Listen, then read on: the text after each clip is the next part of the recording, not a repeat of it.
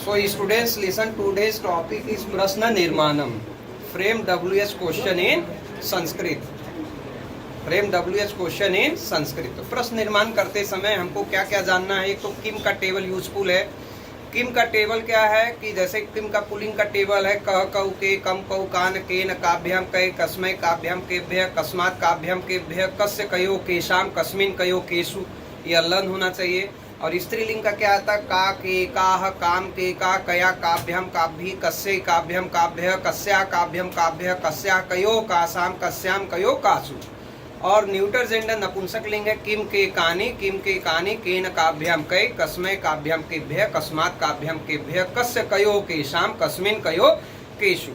उसके अलावा कुछ वर्ड हमको जानना जरूरी है कि प्रश्न निर्माण जब करते हैं तो देखो किम मतलब क्या होता है व्हाट, पुत्र मतलब वेयर, और कदा मतलब वेन, और कति मतलब क्या होता है हाउ मेनी, कह मतलब हु यानी अगर पुल्लिंग रहता है तो कह मतलब प्रश्न का निर्माण करेंगे, का मतलब हु लेकिन फेमिनाइन जेंडर के लिए, और कथम मतलब हाउ, कीदृशी मतलब भी कैसा है, किमर्थम मतलब वाई होता है, कुतः मतलब फ्रॉम वेयर जहाँ से सेपरेशन होता है उसमें पंचमी विभक्ति का प्रयोग किया जाता है.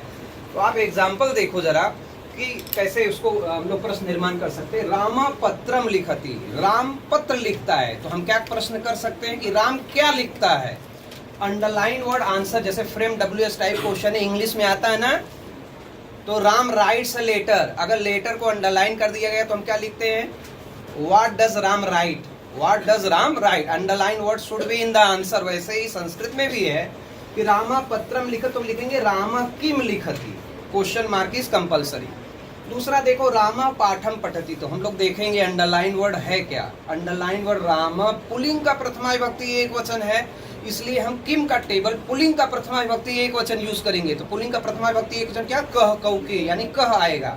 तो क्या हो गया कह पाठम पठती क्वेश्चन मार्क. दूसरा है स विदेशम गच्छति, वह विदेश जा रहा है. तो हम प्रश्न कैसे करेंगे वह कहाँ जा रहा है. तो कहाँ के लिए क्या वर्ड है कुत्र, तो सह कुत्र गच्छति क्वेश्चन मार्क हो गया. फिर आप देखोगे राम कलमे ने लिखा, राम कलम के द्वारा लिखता है. जब किसी के द्वारा कोई काम किया जाता है तो कलमेन क्या तृतीया भक्ति एक वचन है, तो हम क्या लिखेंगे तृतीया भक्ति किम का टेबल, क्योंकि कलम नपुंसक लिंग है तो केन आ जाएगा, राम कलमेन लिखती. फिर देखोगे श्री गणेशाय नमः, तो श्री गणेशाय जो अंडरलाइन वर्ड है उसकी विभक्ति पहचानो. श्री गणेश पुलिंग है, चतुर्थी भक्ति एक वचन है, तो हम क्या लिखेंगे किम का टेबल पुलिंग का चतुर्थी भक्ति एक वचन क्या हो जाएगा कस्मै. तो हम लिखेंगे क्या कस्मै नमः, कस्मै नमः. तो याद रखो जो अंडरलाइन वर्ड का विभक्ति पहचानना पड़ेगा, वैसा ही किम का टेबल यूज करना है. नेक्स्ट वन इधर आ जाओ.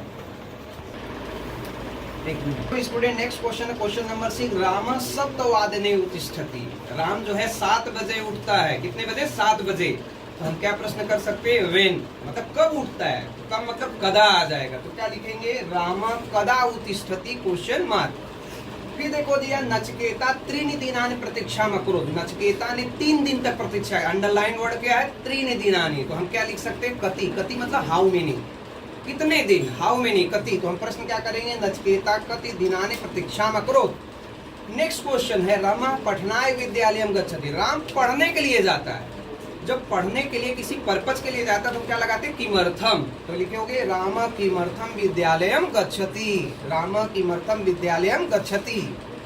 राम ग्रामात आगच्छति, गांव से आता है. तो मैंने आपको बोला जब सेपरेशन हो ग्रामात इज द पंचमी भक्ति, तो हम कहाँ से आता है जब सेपरेट होता है तो क्या लगाते हैं कुतः, तो राम कुतः आगच्छति.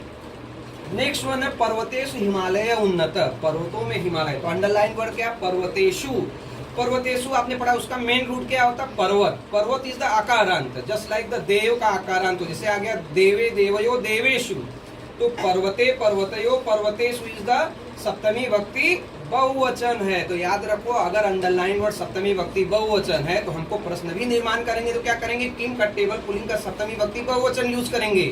तो क्या हो जाएगा केशु हिमालय उन्नत क्वेश्चन मार्क. इस तरह से हम लोग प्रश्न निर्माण कर सकते हैं. किम का टेबल आपको आना चाहिए और साथ में ये सब आना चाहिए, वर्ड का मीनिंग समझना चाहिए. ओवर.